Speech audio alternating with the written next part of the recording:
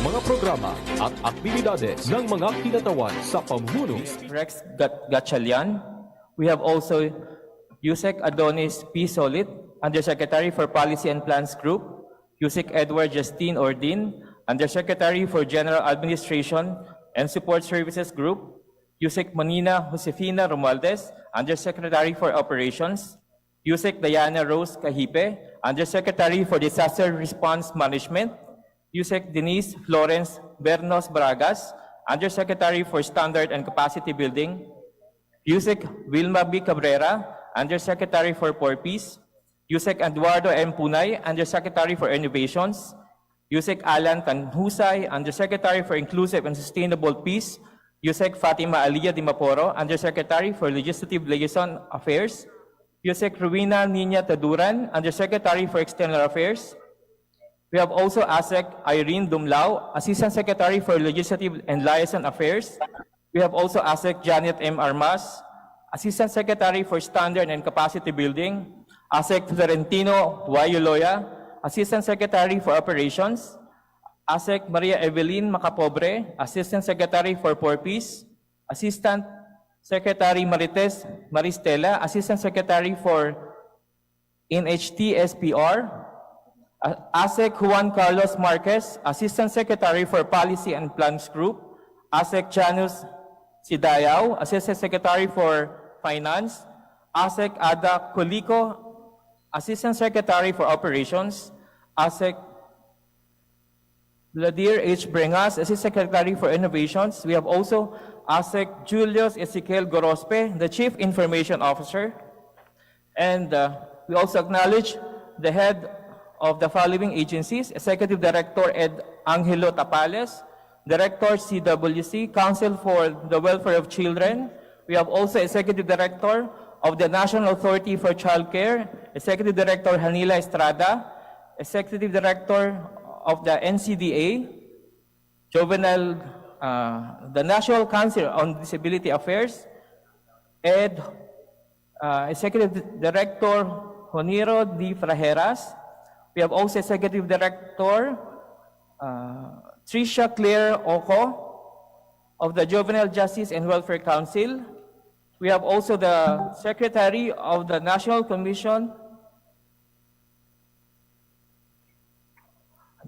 Anti-Poverty Commission, Secretary Lupis Santos. We have also the Chairperson of the National Commission on Indigenous Peoples. We have Chair Alan Capuyan. And the Chairperson of the Presidential Commission for Urban Poor, we have Chair Elpidio Jordan Jr.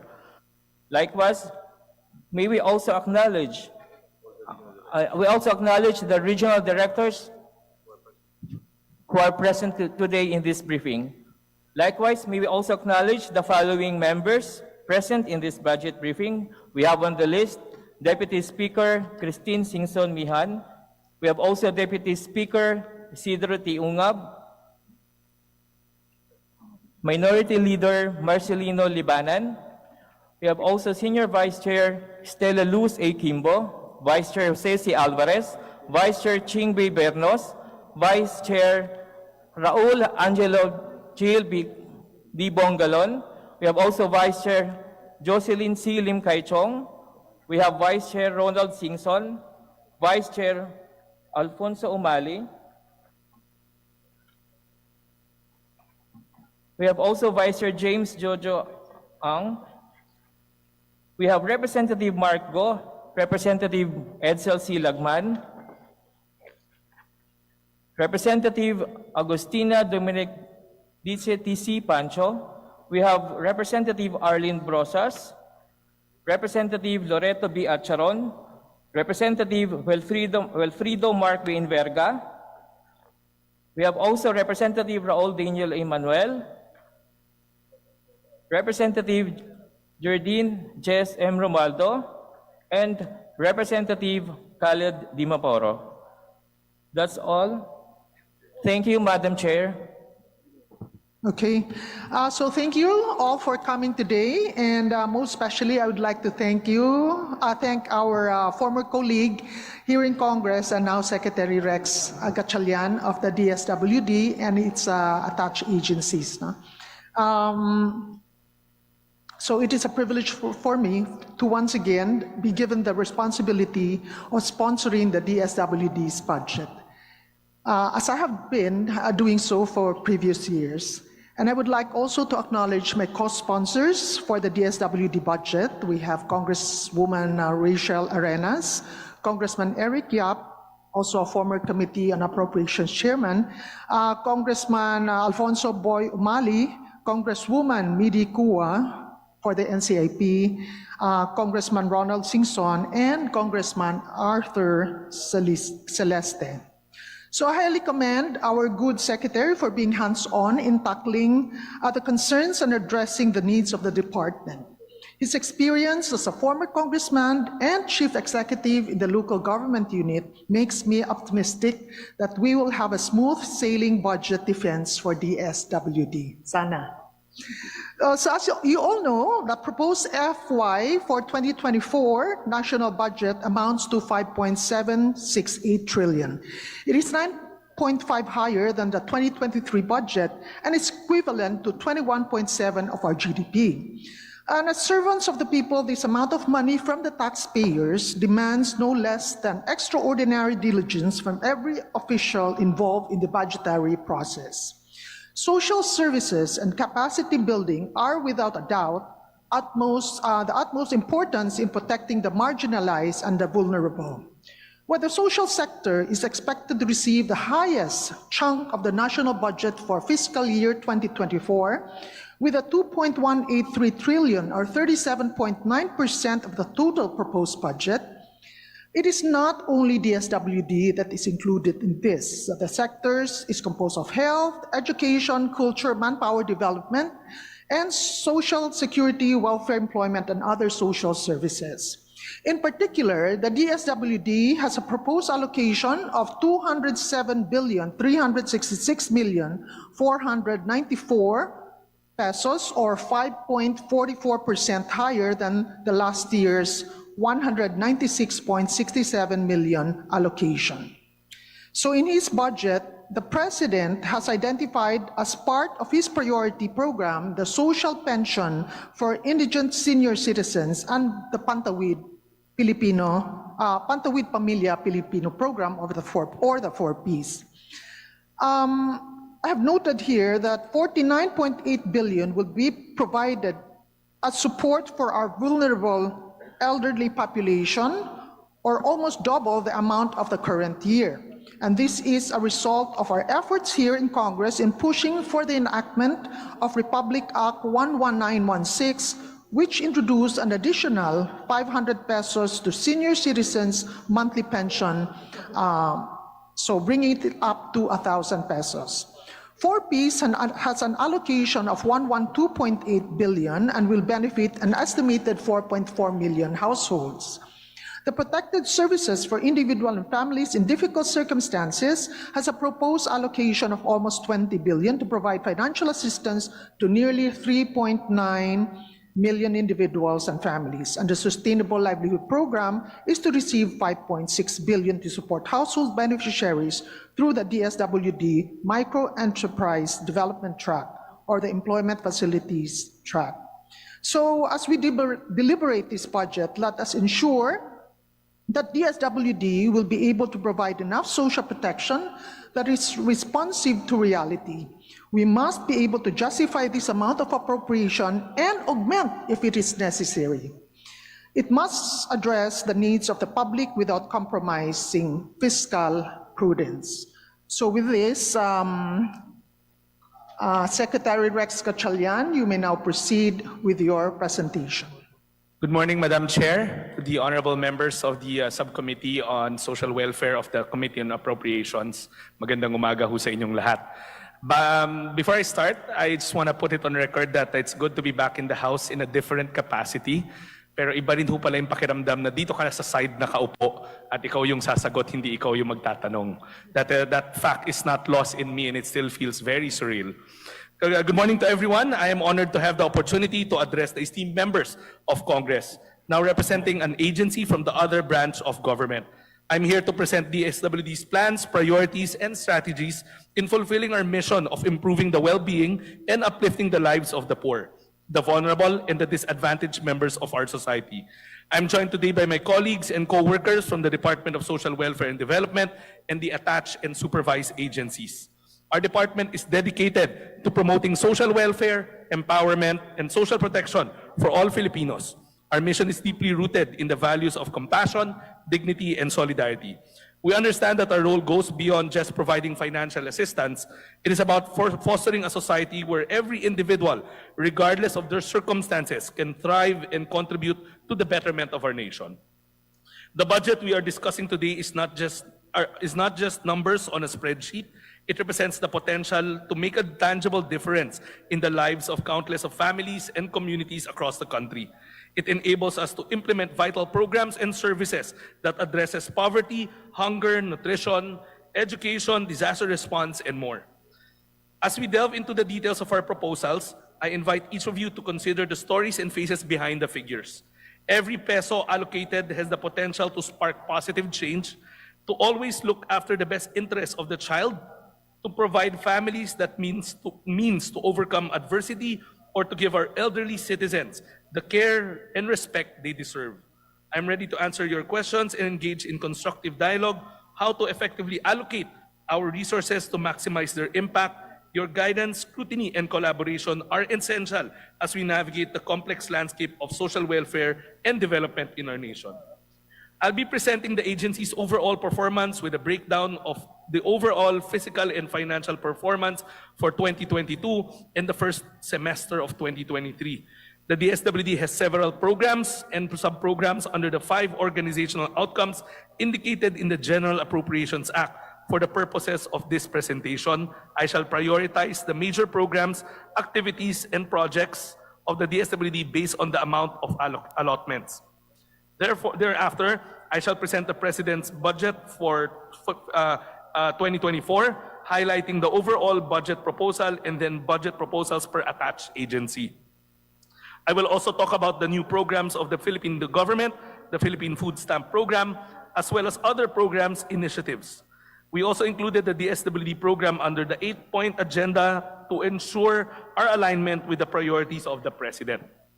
In the following slides, we will show the physical and financial accomplishments of the DSWD in the implementation of its programs for fiscal years 2022 and 2023, both as of July 2023. This slide displays the department's overall financial accomplishment, including both the current and continuing funds. As of July 2023, we have achieved an obligation rate of 43.47% and a 30.64% disbursement rate. As will be explained later, a significant portion of the funds is dedicated to grants and subsidies. This means that the utilization rate will significantly increase once the scheduled disbursement and catch-up plans during the second semester are conducted. By the end of the year, we estimate that DSWD's disbursement rate would be around 89%, which is an equivalent of around 163 billion pesos. The next slide shows the financial accomplishment of DSWD, Office of the Secretary from 2018 to 2022, covering both the current and continuing appropriations and other releases for that particular year. The significant increase in year 2020 is due to the implementation of the Social Amelioration Program during the pandemic. At the average, our 5-year obligation rate is at 93%, while our disbursement rate is 81.29%. The following slides will focus on the major PAPs ranked by the amount of MOE allocated for each. First is the Pantawid Pamilyang Pilipino Program, or 4Ps, for fiscal year 2022. We have served 98.71% of the target beneficiaries out of a total 100 billion pesos budget allocation. 99.99% has been obligated and 89.82% has already been disbursed. For fiscal year 2023, out of the 94.338 billion pesos budget, approximately 30.74 has been obligated with a 13.46 disbursement rate. Admittedly, this is a bit low because we are in the process of completing the validation and further assessment of the 4Ps beneficiaries who were tagged as non-poor under the Listahanan 3 using our tool called the Social Welfare Development Indicators, or SWEDI. We hope to complete the assessment process by the end of September 2023 to determine the continued eligibility of the households, whether they should be retained as active beneficiaries or they should exit the program. In case of exit, this will facilitate the integration of new beneficiaries as replacements to reach the target of 4.4 million households. Let me explain that this low utilization is a temporary state, as the DSWD is currently fast-tracking the validation of existing households who are tagged as non-poor by the recent listahanan and the registration or of replacement household to reach the 4.4 million target households by October 2023. We will also expedite the payment for the enhanced support services intervention and facilitate payment of cash grants deficit for pay period 6 of 2017 and 2018. While we do this, it is expected that the incremental operating costs will also increase, which will mean more utilization of the funds. Based on the projected presentation, the 4.4 target will be completed by October-November pay period and will be maintained until December 2023. By then, a total of 96.55 billion, inclusive of incremental operating costs, will be obligated, which will translate to 94% utilization rate. Any unutilized amount can be attributed to the relative low number of households at the start of the year until the payment period 4 of 2023 and withholding of cash grants for households who have failed to comply with the conditionalities under the 4Ps Act. The second PAP is social pension for indigent citizens. In 2022, the social pension program successfully served 4.052 million senior citizens, which accounts for 99.21% of the total beneficiaries. Out of the total allotment of 24.987 billion for 2022, more than 99% was obligated and disbursed. For 2023, out of the target 4.08 million beneficiaries, the DSWD was able to provide assistance to a total of 3.588 million senior citizens, which corresponds to 87.83% of the fiscal target. The payment, which is semestral in frequency, is ongoing, and we hope to cover the rest of the target beneficiaries soon. For the financial accomplishment, out of the 24.1 billion allotment, 15.03 or 62.13% has been obligated. Furthermore, 13 billion or 53.95% has already been disbursed. For protective services, the majority of funds is for assistance to beneficiaries served through the AIX program. The DSWD was able to serve 5.336 million clients, exceeding the target by 284%. For 2023, the program has already served 2.36 million clients, which represent 139% of its target. Obligation rate is at around 40.88%, and disbursement is at 36.63%. There has been a challenge in utilization of the capital outlay as the procurement for the construction of a building has resulted to a failure of bidding. For the Sustainable Livelihood Program, a total of 240,668 households, representing 125% of the annual fiscal target, has been served in 2022. Out of the 4.3 billion budget, 99.92% was obligated and 98.81% has been disbursed. For fiscal year 2023, the program has undergone a review and is now implementing new guidelines, which has resulted in an initial fiscal accomplishment of 2.85%. However, despite the ongoing challenges, 30.23% of the 5.896 billion allotment has already been obligated, with a commitment to utilize the remaining funds within the year. With the new guidelines, the balance of 2.695 billion allocated for SLP grants is projected to be fully utilized by end of October, as 1.263 billion has been allocated in August, 679 million in September, and the remaining 753 million in October. Specifically, the utilization will be spurred as a result of the following: continued coordination with partners for the fast-tracking of approval of partnership agreements, repurposing of livelihood settlement grants for former rebels in conflict areas, vulnerable areas.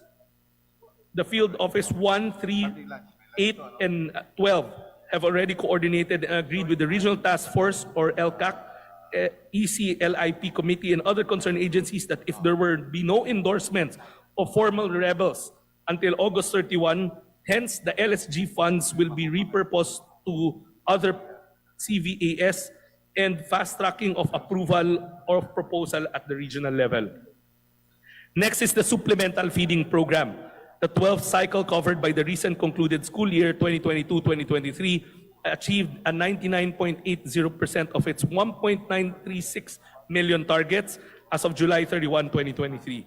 It is expected that the 3,949 children will be serviced by this quarter to complete the 120 days feeding cycle. Moving forward, the 13th cycle, which covers the school year 2023-2024, the feeding program is set to begin in September 2023 in accordance to the school calendar. It is expected that the obligation and disbursement of funds will increase as the funds are downloaded to LGUs, National Dairy Authority, and Philippine Carabao Center.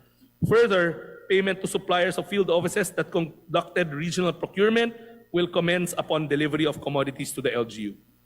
Next is the provision of services to our clients in residential and non-residential care facilities.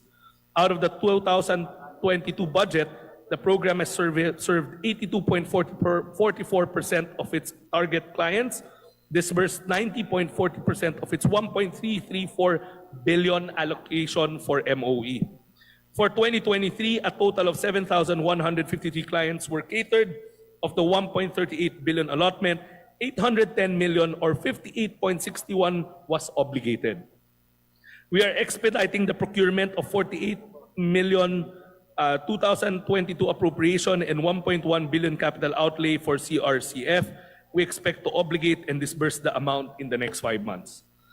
Next is DSWD's Disaster Response and Rehabilitation Program. For fiscal year 2022, a total of 5,399 or 105.9% of the target, 5,098 DSWD QRT members were trained for deployment on disaster response. This overperformance is primarily attributed to the flexibility of some training activities conducted in hybrid setup, wherein participating office sent additional trainees. In the same period, a total of 405,334 or 101.5% of the target poor families were provided assistance for community works rendered and training participated under the Risk Resiliency Program through cash for work and training. The increase in beneficiaries served in the fiscal accomplishment over target was due to additional targets from regional offices with additional fund augmentation from the central office allotment. Overall, the DRRP fund, we have obligated 99% and disbursed 92.54% of the 2.025 billion allotment for MOE. The capital outlay procurement activities are ongoing, which are targeted to be completed by 2023. For 2023, a total of 2,242 DSWD QRT members were trained for deployment on disaster response. This represents a 90.1% of the total target of 2,400 QRT members trained for the year. In the same period, a total of 76,554 poor families were provided with assistance for community work rendered for trainings participated under the RRP CFWT. This represents 20.2% of the target, 379,104 family beneficiaries served for the year. May I note that the first semester of the year is programmed for social preparation, while disbursement of grants are targeted for the third and fourth quarter. In terms of fund utilization, we have obligated 908 million or 39.22% and disbursed 30.79% or 713.49 million of the total amount of 2.31 billion allotment for DRRP. To expedite program implementation and utilization of DRRP funds, there will be continuous monitoring and provision of technical assistance to its field offices and implementing local government units under the Risk Resilience Program to ensure timely implementation of activities as planned. As for the utilization of the allotment for capital outlay, a request for a change of purpose from procurement of mobile kitchen to purchase of vehicles instead shall be facilitated with a target disbursement by December 2023. Next is our provision for technical assistance and resource augmentation program, which advances the functionality or service delivery level of local social welfare and development offices, as well as frontline service providers. For 2022, 100% of the target LGUs were served and 99.98% of the budget was obligated, while the disbursement rate is at 93.53. In the semester of 2023, 1,441 local government units were provided with technical assistance and 601 local government units were provided with resource augmentation. Additionally, 76.66 million was obligated, or around 53.65% of the allotment. I'll now take the opportunity to present the proposed 2024 budget. The budget for DSWD is 207 billion or 368 million 207,368,494,000. Of the total proposal, MOOE has 95% allotment, followed by personal services at 5%, capital outlay of less than 1%. The budget is broken down as follows in this slide. 10.4 billion pesos of personal services, 196.3 billion pesos for MOOE. The increase is mostly attributed to social pension and the inclusion of the new Philippine Food Stamp Program. The capital outlay in fiscal year 2024 amounting to 354 million will be used for the procurement of needed ICT equipment and software. 160,439 million pesos is for the retirement and life insurance premium, or RLIP. We want to highlight that the department has embarked on new flagship programs for the department. The Food Stamp Program, or the Walang Gutom 2027, is one of them. The Walang Gutom 2027 Food Stamp Program aims to decrease incidents of involuntary hunger experienced by low-income households and make them productive citizens of the country. In addition, pregnant and lactating women have also been included in this said program. Through a whole-of-nation approach, the program aims to provide monetary-based assistance in the form of an electronic benefit card that will be loaded with food credits amounting to 3,000 pesos to purchase from a selected list of food commodities from partner merchants and stores. For the pilot implementation, at least 3,000 households who belong to the lowest income decile of Listahanan 3 shall be selected as pilot beneficiaries. The target areas, as recommended by the World Food Program, it has low safety and security risks for personnel and proximity to the nearest accessible location where personnel and supplies could easily be transported. The program is in collaboration with partner merchants such as small and medium enterprises, supermarkets, and mga kadiwa ng Pangulo, among others. The EBT cards can be used to purchase various food items as recommended by the Food and Nutrition Institute. In anticipation to the identification of the food stamp digital platform, the DSWD will adapt the Scope, a web-based application developed by the World Food Program used for beneficiary registration, intervention setups, distribution planning, transfers, and distribution reporting. For 2094, the target in the NEP is 300,000 beneficiaries selected from the 1 million food poor households from Listahanan 3. It is noteworthy to point out that the entire pilot will be funded by an ADB grant to the tune of $3 million. This is the sample food basket for the commodities that can be availed using the EBT. The FSP, or the Food Stamp Program, has 5 key features. Targeted, government resources are limited, thus we must ensure that the assistance we provide goes to the proper beneficiaries. Conditional, we don't want to create another dole-out program. As such, we develop mechanisms to ensure that a beneficiary will eventually graduate from the program to prevent welfare dependency. Measurable, we will use the Listahanan or the CBMS coming in next year, which is mandated to conduct household assessments every 3 years or 4 years to evaluate the well-being of beneficiaries if it is improved over time. Whole-of-nation approach. Real and positive impact can only be achieved through the convergence of programs of the government and the private sector. Digital, and as per the directive of the President, it will be digital for transparency, efficiency, and ease of use. Upon my assumption into office in February, we have endeavored to innovate existing programs and implement new projects, one of which is the Tarab Basa Tutoring Program funded by the Kalahi Seeds KKB. This is a holistic social welfare and development model that creates a learning ecosystem where college students will be capacitated and deployed as tutors and youth development workers. As tutors, they will teach children who are struggling to read or are non-readers. The youth development workers will conduct parenting sessions with parents or guardians on the care of protection of children and guide them to be the first teachers at home or the nanay-tatay teacher. This program is a reformatting of the educational assistance of the department and is on its pilot run. As of August 8, 2023, the DSWD together with DepEd has trained 3,989 tutors out of the 6,388 target tutors. This is currently being piloted in partnership with the universities listed above. Next on our innovation program is Oplan Pag-abot. The Pag-abot program is a convergence of PAPs of the department such as the protective services for individuals and families in difficult circumstances, comprehensive program for street children, services in residential care facilities, and the Kalahi seats to complement each other of families in a more holistic approach. Prior to the conduct of the actual reach-out profiling of individuals and families in street situation is being conducted round the clock by the Oplan Pag-abot team. During the reach-out operation, individuals and families were admitted to the designated processing center where meals and antigens are provided and administered. The Oplan Pag-abot social workers also perform intake and assessment. Appropriate interventions were determined, processed, and provided.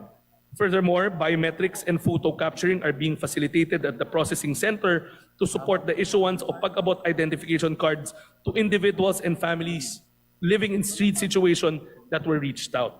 Case management using a multidisciplinary approach is conducted to ensure the provision of aftercare services towards the full reintegration of clients in the community. The following slides will show where the DSWD plays a key role in achieving the President Bongbong Marcos's 8-point socio-economic agenda. Under the agenda of ensuring food security, the Enhanced Partnership Program Against Hunger and Poverty will contribute to the national government's effort in addressing hunger and poverty through synergy and convergence of essential services of participating EPA partners directly benefiting the poor sector of the country. To ensure that we address the challenges in health, specifically the issue of nutrition, the Philippine Multi-Sectoral Nutrition Project, which is a project co-implemented with the Department of Health, is envisioned to increase the simultaneous utilization of a package of nutrition-specific and nutrition-sensitive intervention programs to improve behaviors and practices known to reduce stunting in targeted local government units. Under the agenda or strengthening social protection, the following programs and projects will boost the country's human capital and reduce poverty and vulnerability of our people, especially the poor and marginalized. Among these are the National Household Targeting System for Poverty Reduction, Pantawid sa Pamilya Program, Sustainable Livelihood Program, and the Kalay Seeds Program modalities. To continue, the services for residential and care-based clients, supplementary feeding program, social pension for indigent senior citizen, implementation of the Centenarian Act, protective services for individuals and families in difficult circumstances, which includes the AICS, Assistance to Persons with Disability, comprehensive project for street children, street families, and IPs, especially the Badjaos, the Bangon Project. Included are also the following social protection programs for adolescent mothers and their children, services to displaced people or the deportees, recovery and reintegration program for trafficked persons, disaster response and rehabilitation program, national resource operation, quick response fund, and the implementation of the Pamana program lodged under the department. The following slides will show the project budget proposal of the 3 supervised agencies and 4 attached agencies of the DSWD. The proposed budget, including the attached agencies, is 209,927,561,000. This slide shows the breakdown per attached agency and supervised agencies. The details will be in the next slides. For attached and supervised agencies, it is worth noting that most of them have decrease of budget for 2024. Only PCUP and NCIP have minimal increases in their budget. Shown here is the summary of financial performance of the 7 attached agencies and supervised agencies for fiscal year 2022 as of July 31, 2023. The next slide shows, on the other hand, the financial performance of the first semester of fiscal year 2023. In closing, I'd like to express my gratitude to the members of the House of Representatives for this opportunity to present our budget proposal. Your attention to the matters of social welfare and development reflects a shared commitment to the well-being of our fellow Filipinos. We in DSWD remain steadfast in our mission to uplift the lives of those who are most in need. We recognize that our responsibility extends far beyond the confines of a fiscal year or a budgetary cycle. Our dedication to creating a society that values the dignity and potential of every individual continues to drive our efforts. As we move forward, we are ready to engage in meaningful discussion, and we will take your insights, questions, suggestions to heart. We understand that the challenges we face are complex, and our solutions must be equally nuanced. Your partnership in this endeavor is invaluable, and together we can make a lasting impact on the lives of the marginalized and vulnerable. I assure you that the DSWD under my watch will be diligent in executing the budget allocations to achieve the goals we have discussed today. We will be transparent in our actions, ensuring that the resources entrusted to us are used efficiently and effectively for the betterment of our nation. Thank you once again for your time, attention, and dedication to the welfare of our people. Magandang umaga, maraming salamat ho. Thank you very much, Secretary Rex, and we also look forward to working with you, and I see a lot of new initiatives which this Congress is also very much willing to support. Madam Chair. Okay, Congressman Edsel Lagman. Madam Chair, just a short manifestation. On behalf of the 1st District of Albay and the Province of Albay, I wish to thank Secretary Rex Gatchalian and the DSWD family for immediate and continuing assistance to the Mayon evacuees, thousands of whom are still in evacuation centers because of the continuing volcanic aberration of the majestic Mayon volcano. I would like also to take this opportunity to commend Regional Director Norman Laurio for a splendid performance from the first day of the calamity, together with his regional and provincial staffs and the LGU counterparts. Madam Chair, calamities become more bearable with the laudable and seasonable assistance of concerned and consensus government officials and personnel. I would like to take this opportunity also to manifest my full support to the proposed budgets of the DSWD and its attached agencies except NCIP. Thank you, Madam Chair, for this opportunity to manifest my thanks and support. Maraming salamat. Thank you very much, Kong Edsel, and your comments and manifestation is well noted. Anybody else who wish to make a manifestation? Madam Chair, I'd like to also register Okay, go ahead, that, Secretary. the manifestation of in behalf of the DSWD, we sincerely appreciate the manifestation of the gentleman from Albay, and rest assured that we will continue to strive to provide for the immediate needs of our evacuees from Mayon. Maraming salamat po. Thank you. Anybody else who wish? Okay, Congressman Isidro Unga. Madam Chairperson, Madam Chairman, just an inquiry. We usually afford special courtesy here for former members of the House.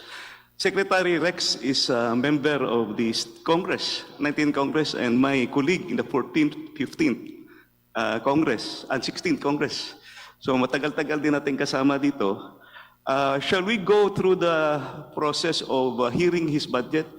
Ang remember ko, the standing tradition here is that we do not ask questions for a former member of the House, at saka for a co-equal branch of government, like the Office of the President OVP at saka yung judiciary, we usually do not ask questions anymore. So tatanong ko lang po if possible ba that we just proceed with the question and answer pagdating na sa plenary. We're moving to that, Congressman Unga, but may we hear from the Vice Chair, Yes. Ronald Singson. Go ahead. Yes, Mr. Chairman. Well, as part of the long-standing tradition, as Congressman Ungab has been saying, tradition and practice of the House of Representatives and the Committee on Appropriations to extend parliamentary courtesy to a former member appointed to a cabinet position in his first appearance to present the budget of his or his department. Mr. Chairman, may I move that we terminate the budget briefing? Mr. Chair, I would like to raise a point of order.